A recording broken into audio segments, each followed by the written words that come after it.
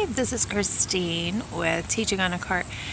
Today I did something different. It's the first week of school, and I always have a problem learning names because I have about 1,200 students. So today what I did was, since I teach French first, I asked the students, they basically volunteered to say, Je m'appelle Ava, or Je m'appelle Zach, or whatever. So they volunteered to say, my name is whatever. So and this was probably halfway through the lesson.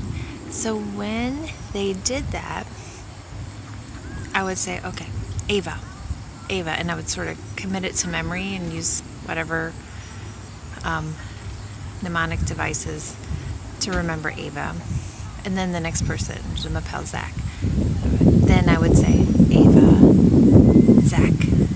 And then the next person would say, Je m'appelle Sarah. I would say, Ava, Zach, Sarah.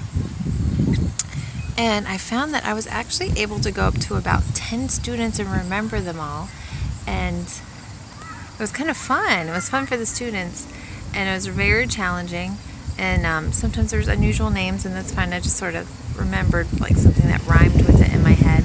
And if their name started with an S, if they had wavy hair, I would imagine like an S in their wavy hair.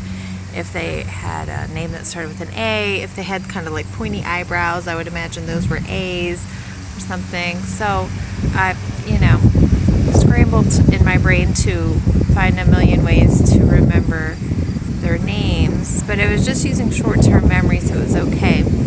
But what happens is kids got really excited to see how many I could remember, and also it sort of lays a good foundation for me to actually remember names. So after this activity, I of course had them each say Je m'appelle and their name.